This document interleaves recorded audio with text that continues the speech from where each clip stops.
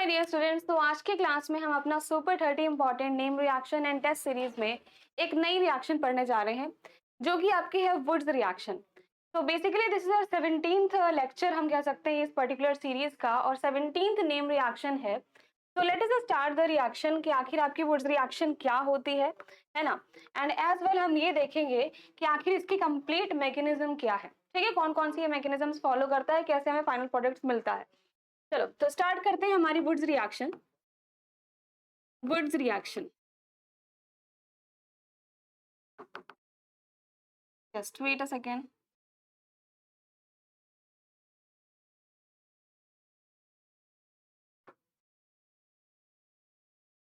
Yes, तो ये जो वुड्स रिएक्शन है ना, बेसिकली ये रिएक्शन हम इस्तेमाल करते हैं किसी भी एल्केन्स के प्रिपरेशन के लिए। ठीक है, तो स्टार्टिंग में आपको जो यहाँ पर रिएक्टेंट मिलेगा वो आपको कोई अल्काइल हैलाइड मिलता है। ठीक है, तो हम यहाँ पर कोई भी अल्काइल हैलाइड लेकर चलते हैं। मैंने यहाँ पर लिख दिया है RX। ठीक है, कोई भी आपको अल्काइल हैलाइड मिलने वाला है। अब एल्काइल हैलाइड के ना दो मॉलिक्यूल्स यूज किए जाते हैं। ठीक, और अभी हम मानकर चल रहे हैं कि अगर आपके जो दो मॉलिक्यूल्स हैं ना एल्काइल हैलाइड के, वो दोनों सेम है। ठीक है, अभी मैं डिफरेंट वाला केस आपका नहीं लेकर चल रही हूँ।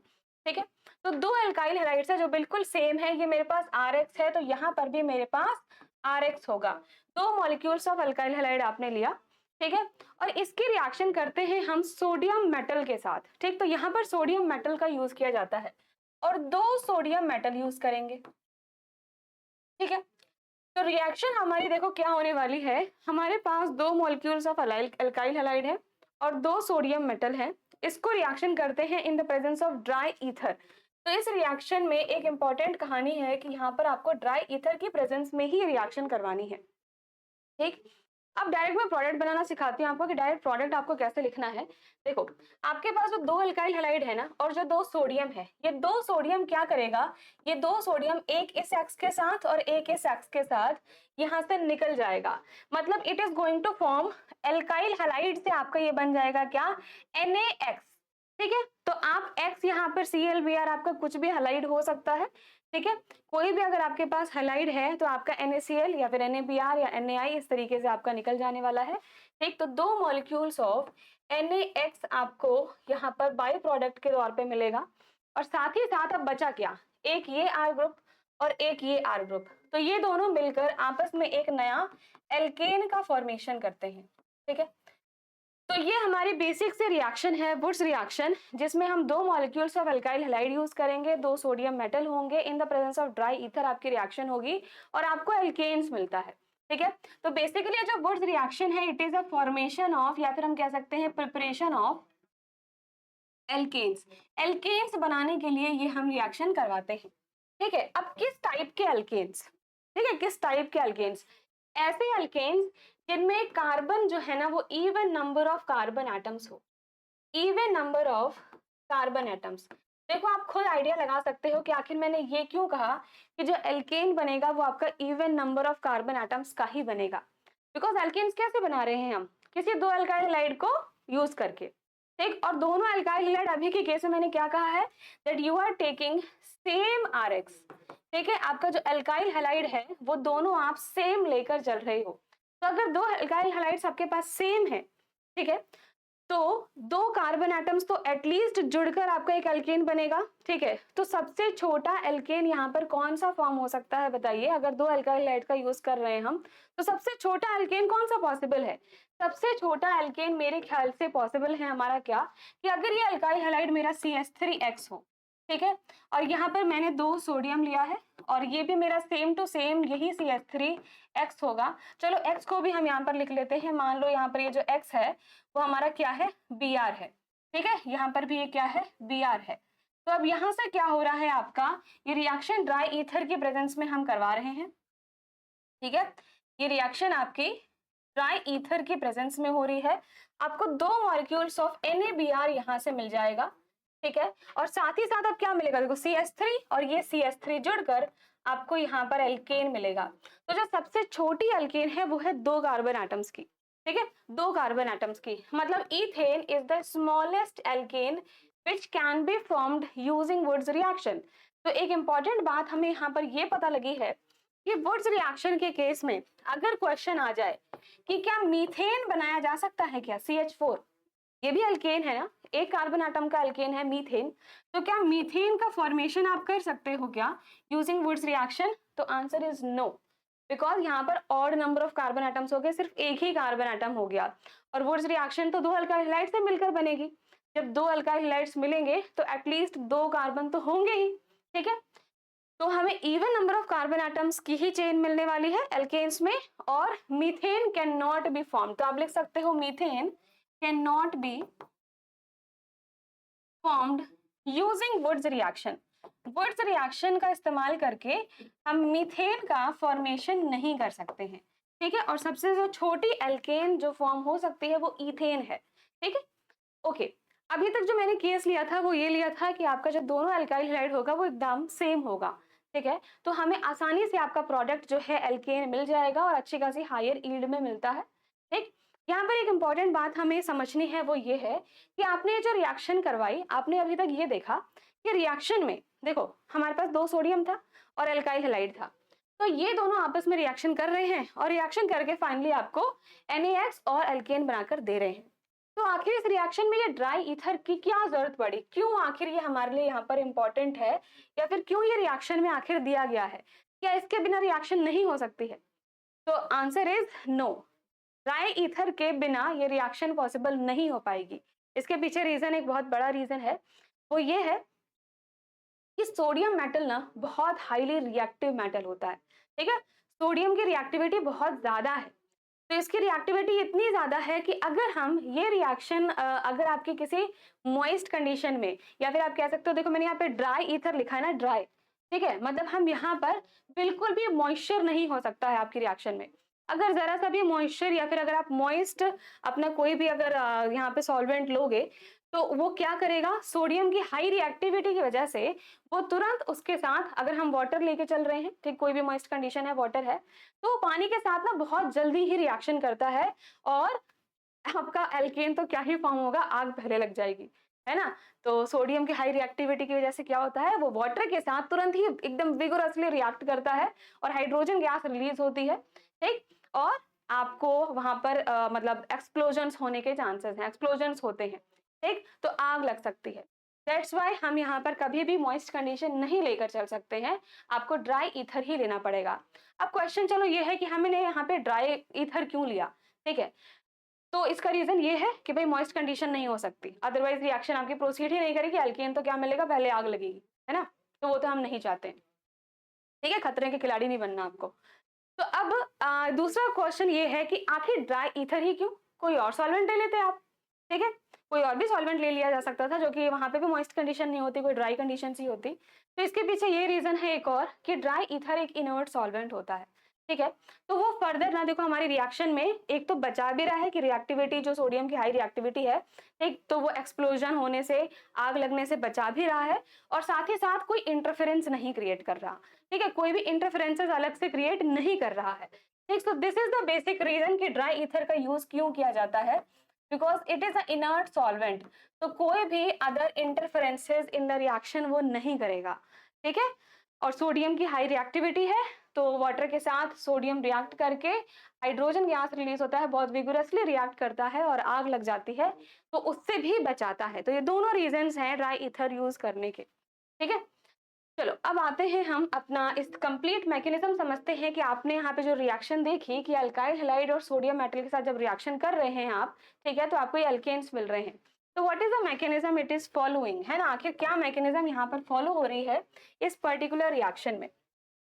देखो क्या मैकेनिज्म हमारी फॉलो हो रही है, ये वुड्स रिएक्शन दो डिफरेंट मैकेनिज्म के थ्रू हम इसको बता सकते हैं, ठीक है। एक है आपका free radical mechanism, free radical mechanism से भी आपका एल्केन बन सकता है, ठीक है, और एक आयनिक मैकेनिज्म से भी हम यहाँ पर एल्केन्स का फॉर्मेशन कर सकते हैं। तो दोनों ही mechanism I will explain you, है ना, एंड कौन सी आपको ज्यादातर फॉलो करनी है वो भी मैं आपको बता दूंगी। तो लेके करके देखते हैं कि आखिर फ्री रेडिकल मैकेनिज्म क्या है, आयनिक मैकेनिज्म क्या है, ठीक है। हमारा जो रिएक्शन था वो रिएक्शन क्या था, हमारे पास दो मॉलिक्यूल्स थे अल्काइल हैलाइड के और दो सोडियम मेटल था, है ना, in the presence of dry ether आप ये रिएक्शन करवा रहे थे। ये था आपकी कहानी, ठीक है। तो देखो सबसे पहला स्टेप जो है वो मैकेनिज्म का क्या होगा, फर्स्ट स्टेप, ठीक है। फर्स्ट स्टेप हमारा क्या है कि हमारे पास जो सोडियम मेटल है, मेटल का काम क्या होता है, मेटल का काम है, कभी भी कोई मेटल दिख जाए, मेटल का काम है इलेक्ट्रॉन्स देना, ठीक है। मेटल क्या करेगा, तुरंत इलेक्ट्रॉन देगा। तो अगर मेरे पास सोडियम मेटल है तो सोडियम क्या देने वाला है, Na प्लस प्लस इलेक्ट्रॉन। तो सोडियम ना एक ही इलेक्ट्रॉन दे सकता है, ठीक है। सोडियम एक ही इलेक्ट्रॉन दे सकता है, Na can give one electron only, ठीक है। बट यहाँ पर मैंने दो सोडियम का इस्तेमाल किया है, दो मेटल्स हैं आपके पास, तो यहाँ पर हम 2 लिखते हैं, यहाँ पर भी 2 लिखते हैं, यहाँ पर भी 2 लिखते हैं, ठीक है। तो दो सोडियम से 2 इलेक्ट्रॉन्स आपको मिले हैं, ओके। अगली कहानी क्या है, मेरे पास यहाँ पर एल्काइल हैलाइड है, ठीक है। हमारे पास यहाँ पर क्या है, एल्काइल हैलाइड है। अब एल्काइल हैलाइड देखो, आर आपका कोई भी एल्काइल ग्रुप हो सकता है, ठीक है। CH3 हो सकता है, मिथाइल इथाइल कुछ भी हो सकता है, ठीक है। तो कोई भी अगर मेरे पास यहाँ पर कार्बन चेन होगी तो कार्बन और हेलोजन दोनों में इलेक्ट्रोनेगेटिविटी किसकी ज्यादा है, इलेक्ट्रोनेगेटिविटी ज्यादा है आपकी हेलोजन की, ठीक है। और हेलोजन आपको पता है कि वो एक अच्छा खासा लीविंग ग्रुप भी होता है, ठीक। तो इसकी इलेक्ट्रोनेगेटिविटी हाई होने की वजह से इलेक्ट्रॉन डेंसिटी अपनी तरफ खींचेगा, और मतलब हम कह सकते हैं कि भाई यहाँ पर जो भी हैलाइड है वो आसानी से यहाँ से लीव कर सकता है, ठीक। तो यहाँ से आपका जो X है वो निकल सकता है। X जैसे ही निकलेगा तो क्या मिलेगा, देखो X यहाँ से निकल चुका है ये दो इलेक्ट्रॉन्स लेकर, तो X पर आएगा नेगेटिव चार्ज, ठीक है। मतलब जो आपका हैलाइड है, जैसे मान लो Cl होता तो Cl माइनस निकल जाता, ठीक है। और ये जो कार्बन चेन है, इस कार्बन चेन पे आपको क्या मिलेगा भाई, देखो ये दो इलेक्ट्रॉन्स लेकर निकला है, ठीक है। जो हैलोजन था हमारा, ये जो अल्काइल हैलाइड में जो X है, ये दो इलेक्ट्रॉन्स लेकर यहाँ से निकला है, ठीक है। इसका मतलब जो आपका कार्बन है, जो आपका अल्काइल ग्रुप है, उस पर इलेक्ट्रॉन्स की कमी आई है, ठीक है। दो इलेक्ट्रॉन्स की कमी आई है, दैट मीन्स वहां पर एक पॉजिटिव चार्ज आया होगा, ठीक है। और पॉजिटिव चार्ज का मतलब क्या हुआ कि यहाँ पर आपका कार्बोकैटायन बना है ना। मैंने तो यहाँ पर आर दिखा दिया है तो ये कोई भी कार्बन चेन, मिथाइल इथाइल कुछ भी, ठीक है। तो बेसिकली यहाँ पर क्या हो रहा है कि यह कार्बोकैटायन का फॉर्मेशन हो गया, ठीक। अब बिकॉज मैंने यहाँ पर दो मॉलिक्यूल्स लिए थे अल्काइल हैलाइड के, ठीक है, तो यहाँ पर भी हम दो मॉलिक्यूल्स अल्काइल हैलाइड दिखा देते हैं, दो कार्बोकैटायन मिलेंगे और दो आपके ये हैलाइड। आगे बात समझ, ठीक है। अब ये जो कार्बोकैटायन आपको मिला है इसको हम लिख रहे हैं यहाँ पर, ये जो कार्बोकैटायन आपको मिला, ठीक है। अब कार्बोकैटायन का मतलब क्या है, कार्बोकैटायन का मतलब है कि भाई इसमें इलेक्ट्रॉन्स की कमी है ना, डेफिशिएंट है, ठीक है, इसमें डेफिशिएंसी है।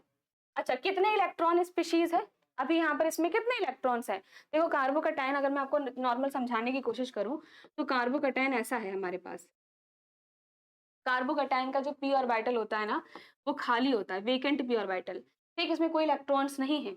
तो कार्बन से 3 बॉन्ड बने हो सकते हैं, ठीक है। तो 1 2 3 4 एंड 5 6, इसके पास 6 ही इलेक्ट्रॉन्स हैं।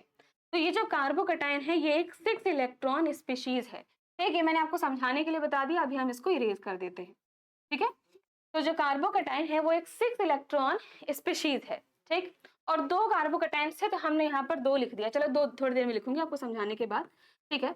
अब यहाँ से आपको ये इलेक्ट्रॉन मिला था ना, देखो, ठीक है। हमें इस वाले स्टेप से, पहले वाले स्टेप से जो सोडियम ने आपको इलेक्ट्रॉन दिया था, तो यहाँ से एक इलेक्ट्रॉन अभी मैं शो कर रही हूँ आपको, ठीक है। एक मैंने यहाँ पर R प्लस लिया है, मतलब कैटायन लिया है, और एक इलेक्ट्रॉन लिया है। अब आप बताओ, यहाँ पर 6 इलेक्ट्रॉन थे, ठीक है, कार्बोकैटायन के पास 6 इलेक्ट्रॉन थे। और अब हम क्या कर रहे हैं कि भाई एक इलेक्ट्रॉन जो है वो क्या करेगा, एक इलेक्ट्रॉन इसके पास आ जाएगा। तो यहाँ पर आपके पास वेकेंट ऑर्बिटल था, खाली ऑर्बिटल था, उसमें एक इलेक्ट्रॉन एड अप हो गया है, ठीक है। मतलब ये 6 इलेक्ट्रॉन से अब ये 7 इलेक्ट्रॉन स्पीशीज बनेगा। और 7 इलेक्ट्रॉन स्पीशीज का मतलब क्या हुआ कि यहाँ पर रेडिकल का फॉर्मेशन हुआ है, ठीक है। आप समझो बात को, कार्बोकैटायन में 6 इलेक्ट्रॉन्स होते हैं, रेडिकल में 7 इलेक्ट्रॉन होते हैं, और कार्ब अनायन में 8 इलेक्ट्रॉन होते हैं, ठीक है। तो यहाँ पर आपका फॉर्मेशन हुआ है आर रेडिकल का, ठीक है। रेडिकल आप इस तरीके से दिखाते हो, this is free radical formed, okay. तो आपको ये बात समझ में आई कि कार्बोकैटायन और एक इलेक्ट्रॉन के साथ रिएक्शन होकर आपको रेडिकल मिल रहा है। तो यहाँ पर दो कार्बोकैटायन थे तो दो लिख दिया, यहाँ पर दो इलेक्ट्रॉन थे तो यहाँ दो लिख दिया, तो यहाँ पर आपको दो फ्री रेडिकल्स मिलेंगे। अब फ्री रेडिकल जब आप अपना ये इंटरमीडिएट का डिटेल में पढ़ोगे ना फ्री रेडिकल्स के बारे में, तो आपको पता लगेगा कि फ्री रेडिकल की एक प्रॉपर्टी होती है, कि भाई वो ना आपस में बहुत जल्दी कंबाइन करते हैं, ठीक है। रेडिकल को रेडिकल दिख जाता है ना, तो वो बिल्कुल मतलब कह सकते हैं कि रेडिकल्स के लिए वो पागल होता है, ठीक है। वो तुरंत उसके साथ रिएक्शन दिखाता है, ठीक, कंबाइन होना चाहता है। तो यहाँ पर ये जो दो रेडिकल्स हैं, देखिए रेडिकल्स आपस में क्या करने वाले हैं, ये दोनों आपस में ही कंबाइन होकर एक आपका यहाँ पर एक नया बॉन्ड फॉर्मेशन कर देंगे, और यही है आपका एल्केन, ठीक है। इस तरीके से आपको यहाँ पर क्या मिल जाएगा, एल्केन मिल जाएगा। आ गई बात समझ, ठीक है। तो देखो आर रेडिकल मतलब यहाँ पर 7 इलेक्ट्रॉन, ठीक, यहाँ पर 7 इलेक्ट्रॉन, और ये एक इलेक्ट्रॉन और ये एक इलेक्ट्रॉन दोनों मिलकर क्या हो रहा है, एक नया बॉन्ड फॉर्मेशन हो रहा है, ठीक है। तो ये आपका एल्केन का फॉर्मेशन हो गया using your free radical mechanism. Is it clear to all of you? एक बार फिर से समझा रही हूँ, जरा ध्यान से समझना। क्या किया आपने, आपके पास 2 अल्काइल हैलाइड थे, 2 सोडियम थे, ठीक है। ड्राई ईथर का क्या काम है मैं बता चुकी हूँ, ठीक है। तो हमारी मैकेनिज्म क्या है कि मेटल का काम था भाई 2 इलेक्ट्रॉन्स देना, ठीक है। तो 2 सोडियम है तो 2 Na+ मिलेगा और 2 इलेक्ट्रॉन मिलेगा, ठीक है। अब मेरे पास 2 अल्काइल हैलाइड भी है, तो जो 2 अल्काइल हैलाइड है वहां से हेलोजन निकलेगा और आपका 2 कार्बोकैटायन और 2 हैलाइड निकला है। अब देखो क्या हुआ कि ये जो हमारा 2 Na+ था, ठीक है, 2 Na+, और यहां से जो मुझे 2x- मिला है, ये दोनों आपस में रिएक्ट कर जाएंगे बिकॉज पॉजिटिव अट्रैक्ट नेगेटिव, ठीक है। तो ये प्लस है ये माइनस है, तो यहाँ से मुझे बाय प्रोडक्ट में क्या मिलेगा, यहाँ पर अगर लिखूं मैं तो बाय प्रोडक्ट में क्या मिलेगा, NaX।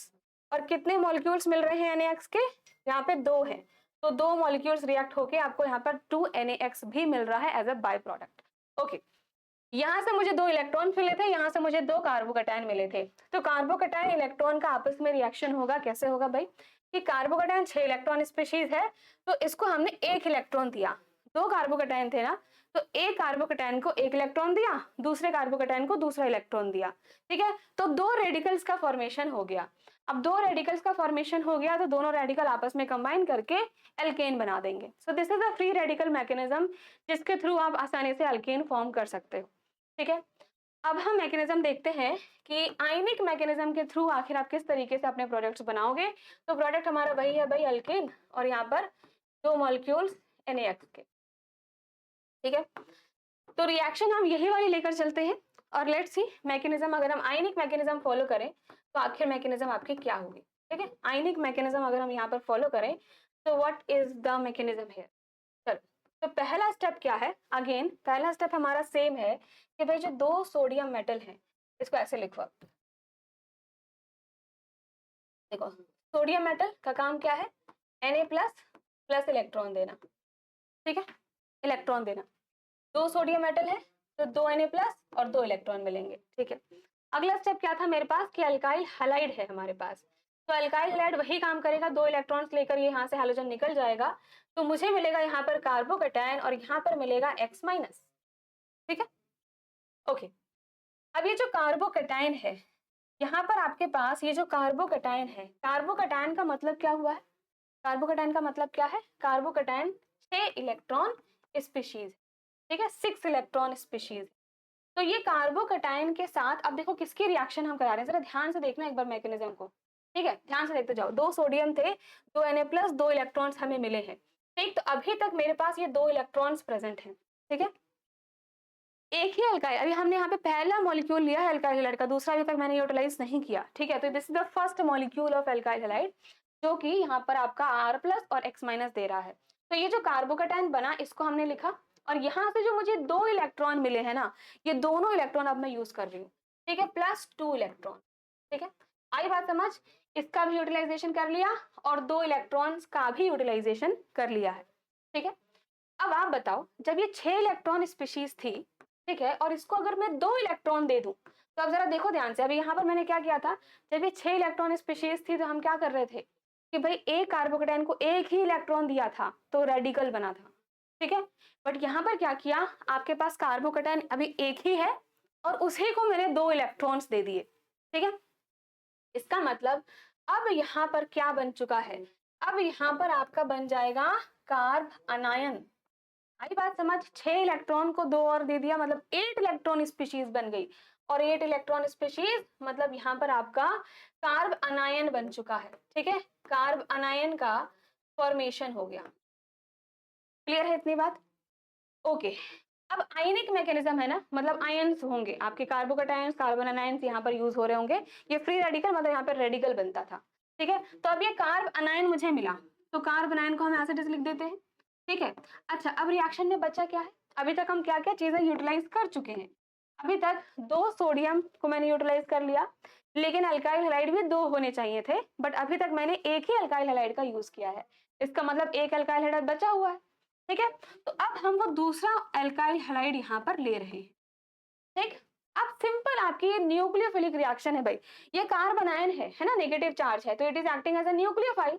और ये क्या करेगा, ये यहाँ पर अटैक करके इस X को यहाँ से बाहर निकाल देगा। तो सिंपल न्यूक्लियोफिलिक रिएक्शन आपकी हुई है, ठीक। तो ये क्या करने वाला है, इसने यहाँ पर अटैक किया और इस X को यहाँ से बाहर निकाला, मतलब इस R से ये R जुड़ चुका है और X माइनस यहाँ से आपका निकल गया, ठीक है। सो दिस इज योर, यहाँ पे लिख लो आप, न्यूक्लियोफिलिक सब्स्टिट्यूशन रिएक्शन है, ठीक है। न्यूक्लियोफिलिक सब्स्टिट्यूशन रिएक्शन है और आपको यहाँ पर एल्केन का फॉर्मेशन हो चुका है, ठीक। साथ ही साथ एल्केन के साथ क्या मिला आपको, जरा ध्यान से देखो। 2 सोडियम से 2 Na+ थे ना, 2 इलेक्ट्रॉन्स मैंने यूटिलाइज कर लिए थे, ठीक है। एक अल्काइल हैलाइड का Rx भी यूटिलाइज हो चुका था, बट X माइनस बचा था, यहाँ पर एक X माइनस बचा था, ठीक है। 2 सोडियम प्लस भी बचे हैं और लास्ट स्टेप में एक X माइनस मुझे और मिल गया है, ठीक है। तो 2 Na+ और 2 X माइनस हो गए, दोनों आपस में कंबाइन करके 2 मॉलिक्यूल्स ऑफ, यहाँ साफ साफ लिख दो, 2 मॉलिक्यूल्स ऑफ NaX आपको मिल जाएगा। या फिर अगले स्टेप में दिखा देती हूँ मैं आपको, ठीक है। अगला स्टेप क्या है हमारा कि 2 Na+ और जो 2 X माइनस है, ये दोनों यहाँ पे 2 NaX आपको दे देगा, ठीक है। तो ये 2 प्रोडक्ट्स आपको मतलब मिल गए हैं। ये तो एक साइड प्रोडक्ट है, मेनली जो हमारा अच्छी खासी यील्ड में मिल रहा है वो आपको एल्केन मिल रहा है, ठीक है। तो these both are the mechanism. Radical mechanism से भी हम अपना एल्केन बना सकते हैं, वुड्स रिएक्शन कर सकते हैं। आयनिक मैकेनिज्म भी आप कर सकते हो, बट मेनली जब भी हम क्वेश्चंस करते हैं ना, तो ज्यादातर हम फ्री रेडिकल मैकेनिज्म का ही इस्तेमाल करते हैं, ठीक है। तो आपको पता होना चाहिए कि हाँ दोनों मैकेनिज्म्स हैं, बट ज्यादातर फोकस होगा वो आपका फ्री रेडिकल मैकेनिज्म पे होना चाहिए, ठीक है। तो नाउ यू नो कि वुड्स रिएक्शन आखिर क्या है, ठीक है। किस लिए हम वुड्स रिएक्शन का इस्तेमाल करते हैं, एल्केन्स बनाने के लिए। कैसे alkenes, even number of carbon atoms के, ठीक। और यहाँ पर एक और बात लिख लो, even number of carbon atoms and symmetrical alkenes, ठीक है। सिमेट्रिकल एल्केन्स, सिमेट्रिकल मैंने क्यों कहा है, सिमेट्रिकल इसलिए कहा है बिकॉज दोनों अल्काइल हैलाइड आपने सेम लिए हैं। अगर 2 अल्काइल हैलाइड सेम है तो ऑब्वियस सी बात है कि एल्केन आपका सिमेट्रिकल ही होगा, ठीक है। जैसे आपने यहाँ पर लिया था मिथाइल ब्रोमाइड, ठीक है। तो यहाँ पर क्या हुआ कि एक CH3 और एक CH3, तो क्या ये सिमेट्रिकल नहीं है? आपको साफ साफ नजर आ रहा है भाई, यहाँ पे एक आपको सिमेट्री मिल रही है, दोनों साइड CH3 ही है, ठीक। तो आपको वुड्स रिएक्शन के थ्रू हमें जो एल्केन मिलता है वो even number of carbon atoms का एल्केन मिलेगा। सिमेट्रिकल एल्केन मिलता है जब हम दोनों सेम एल्काइल हैलाइड लेकर चलते हैं तो, ठीक है। और मीथेन हम नहीं बना सकते हैं बिकॉज वो odd number of carbon atoms हो गया। ओके, मैकेनिज्म क्या है ये भी मैंने आपको एक्सप्लेन कर दिया। फ्री रेडिकल मैकेनिज्म के थ्रू या फिर आयनिक मैकेनिज्म के थ्रू हम आसानी से वुड्स रिएक्शन जो है वो करवा सकते हैं और एल्केन्स बना सकते हैं। ड्राई ईथर का क्या यूज है ये भी बता चुकी हूँ। अब देखते हैं कि अगर अगर हमने यहाँ पर सेम अल्काइल हैलाइड नहीं लिए और अगर हम कोई डिफरेंट अल्काइल हैलाइड्स ले लें तो क्या ये रिएक्शन तब हो पाएगी, ठीक है। Let's check. अब मैंने क्या कहा कि now we are going to take different alkyl halides, different RX, ठीक है। जैसे कि अब मैंने यहाँ पे एग्जांपल बता रही हूँ आपको कि मैंने डिफरेंट अल्काइल हैलाइड क्या लिया। एक तो मैंने ले लिया है CH3X, ठीक, प्लस यहाँ पर 2 सोडियम, प्लस यहाँ पर मैंने जो दूसरा अल्काइल हैलाइड लिया है वो मैंने यहाँ पर क्या लिया, देखो CH3CH2X, ठीक है। इस X को भी रिप्रेजेंट करते हैं, मान लो यहाँ पर मैंने ले लिया है अब Pr, ठीक है। ओके, ये रिएक्शन करवाई हमने ड्राई ईथर के प्रेजेंस में। अब आपको बताना है कि अब यहाँ पर वुड्स रिएक्शन हो पाएगी या आपको प्रोडक्ट जो है वो मिल पाएगा या फिर नहीं, ठीक है। तो देखो अब इसके मैकेनिज्म के अकॉर्डिंग ही समझाती हूँ मैं आपको, ठीक है। मैकेनिज्म ज्यादातर मैंने कहा कि फ्री रेडिकल मैकेनिज्म पे ही ध्यान देना है आपको, ठीक। तो फ्री रेडिकल मैकेनिज्म में आपको पता था कि जो आपका मतलब एल्काइल ग्रुप होता है वहीं से मुझे रेडिकल मिलेगा, ठीक। तो अब मैं पूरे मैकेनिज्म फिर से नहीं लिख रही हूँ, सिंपल आपको ये बता रही हूँ भाई कि ये एक अल्काइल हैलाइड है ना, तो यहाँ से मुझे CH3 रेडिकल तो पक्का मिलेगा, ठीक है। और जो दूसरा मेरे पास अल्काइल हैलाइड है वो ये है, तो यहाँ से मुझे CH3 CH2 रेडिकल पक्का मिलने वाला है। CH3 CH2 रेडिकल यहाँ से पक्का मिलेगा, ठीक है। और यहाँ से आपका 2 मॉलिक्यूल्स ऑफ NaBr निकल जाएंगे, ठीक। तो ये दो रेडिकल्स आपको मिलेंगे और ये दोनों रेडिकल्स अब डिफरेंट हैं, ठीक है। अभी तक की कहानी में जब दो सेम अल्काइल हैलाइड्स थे तो आपको दो सेम ही रेडिकल्स मिल रहे थे, वो आपस में रिएक्ट करके आपको अल्केन दे रहे थे। बट अब कहानी क्या हुई, because you are getting to different radicals. और रेडिकल्स की प्रॉपर्टी मैंने बोला क्या होती है कि वो खुद के साइड, मतलब उसका ये बहुत गजब की प्रॉपर्टी है कि वो कंबाइन करता है रेडिकल्स। अगर उसको कोई और रेडिकल नहीं मिलेगा ना तो वो खुद के साथ ही कंबाइन कर लेता है, ठीक। मतलब यहाँ पर बहुत सारे प्रोडक्ट्स मिल सकते हैं अगर मेरे पास मल्टीपल, मतलब कई डिफरेंट रेडिकल्स अगर हैं तो, ठीक है। तो ये जो CH3 रेडिकल है ये इसके साथ भी कंबाइन कर सकता है और कंबाइन करके यहाँ पर क्या बना लेगा, देखो ये CH3 है और यहाँ पर CH2 CH3, ये एल्केन भी मिल सकता है मुझे। या फिर दूसरी पॉसिबिलिटी क्या है, दूसरी पॉसिबिलिटी है कि ये CH3 रेडिकल ना खुद के साथ भी कंबाइन कर सकता है, ये भी पॉसिबल है और आपको ये प्रोडक्ट दे सकता है। या फिर ये जो दूसरा रेडिकल है हमारा, ठीक है, ये भी खुद के साथ भी कंबाइन कर सकता है, ठीक। तो यहाँ से आपको एक और एल्केन देखने को मिलेगा, ठीक। कंबाइन करके क्या मिल रहा है मुझे, देखो CH3 CH2 CH2 CH3। तो क्वेश्चन ये था हमारा कि अगर डिफरेंट अल्काइल हैलाइड्स आपने लिया है तो क्या आपको एल्केन मिल पाएगा जो अच्छी खासी यील्ड में हम बना रहे थे। अगर आपने सेम अल्काइल हैलाइड्स लिए होते, तो सेम अल्काइल हैलाइड्स अगर आपने लिए होते, ठीक, तो हमें ये जो एल्केन मिल रहा है वो बहुत अच्छी खासी यील्ड में मिल रहा है, ठीक है। तो यहाँ पर हम लिख सकते हैं in good yield we are getting this product, good yield हमें ये एल्केन मिल रहा है, ठीक है।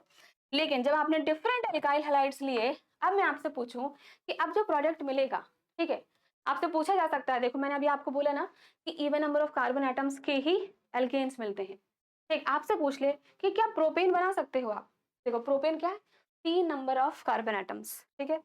तो क्या प्रोपेन बन सकता है, बन तो सकता है। बन कब सकता है, अगर हम यहाँ पर डिफरेंट एल्काइल हैलाइड लेकर चलें।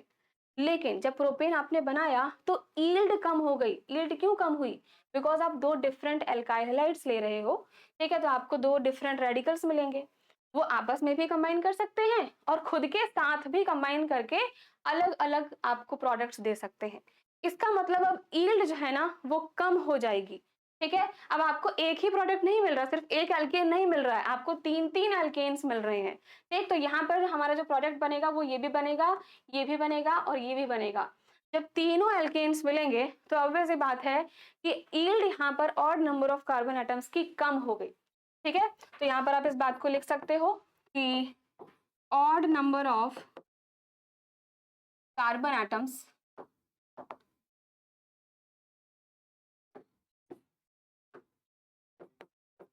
alkanes with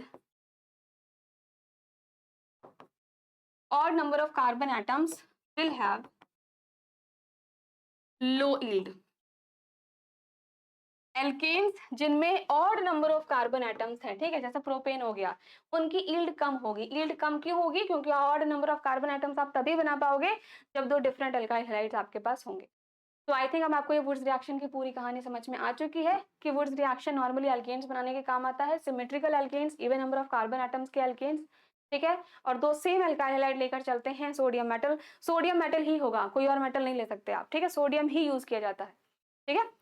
ईथर की प्रेजेंस में हम करते हैं और रेडिकल मैकेनिज्म, आयनिक मैकेनिज्म दोनों दिखा सकता है, बट मेन फोकस जो है वो आपका रेडिकल मैकेनिज्म पे ही रखना है, उसके अकॉर्डिंग ही आपको अपने क्वेश्चन सॉल्व करने आसानी से कर पाओगे आप, ठीक है। और जब आपके पास दो डिफरेंट अल्काइल हैलाइड्स होंगे तो odd number of carbon atoms के भी एल्केन्स बन सकते हैं, बट उनकी यील्ड कम हो जाएगी, ठीक है, बिकॉज उसके साथ साथ अलग आपको एल्केन्स भी मिल रहे हैं, है ना। ये भी आपको एल्केन मिला है इवन नंबर का, ये भी आपको एल्केन मिला है इवन नंबर का, तो ये दोनों के साथ साथ ये भी मिला, तो इतने सारे प्रोडक्ट्स मिल रहे हैं तो ऑब्वियस सी बात है यील्ड विल बी लेस, ठीक है। इसलिए ज्यादातर आप प्रिपरेशन अगर पूछा जाए तो प्रिपरेशन वुड्स रिएक्शन में एल्केन्स की जो हम करते हैं वो symmetrical with even number of carbon atoms की ही प्रिपरेशन करते हैं। ओके, तो आज की क्लास में आपने अपना वुड्स रिएक्शन जो है वो कंप्लीट कर लिया है। अब इससे ही रिलेटेबल कुछ और रिएक्शंस है जिसको हम बोलते हैं, एक फिटिक रिएक्शन होती है, एक वुड्स फिटिक होती है, फिर एक फ्रैंकलैंड होती है, एक उलमान रिएक्शन होती है। तो these reactions we are going to discuss in the next class. ठीक है, तो आज के क्लास में हमने अपना वुड्स रिएक्शन जो है वो डिटेल्ड मैकेनिज्म समझ लिया है। अगर अभी तक आपने चैनल सब्सक्राइब नहीं किया so please do subscribe and मिलते हैं हमारी नेक्स्ट वीडियो में। दिस मीन्स कि आई थिंक हाँ 18th नेम रिएक्शन में। ठीक है, तो 18th वाली क्लास में मैं आपको Fittig, Wurtz Fittig, Ullmann and Frankland ये चारों रिएक्शंस करवा दूंगी। ठीक है, आज की क्लास इंपॉर्टेंट थी बिकॉज जो मैकेनिज्म हमने आज इस्तेमाल की है वही मैकेनिज्म आपकी नेक्स्ट वाले में भी यूज होने वाली है। ठीक है, तो बिना इस क्लास को देखे नेक्स्ट क्लास आप मत देखना। ठीक है, पहले आप जो भी प्रीवियस क्लासेस हैं उनको आप देखो और उसके बाद सीक्वेंस में ही जैसे जैसे मैं पढ़ा रही हूँ उसी सीक्वेंस में आप फॉलो अप करिए ताकि आप एक अच्छे से समझ सके कंप्लीट मैकेनिज्म को। ओके बच्चों, मिलते हैं हमारी अगली क्लास में नेक्स्ट नेम रिएक्शंस के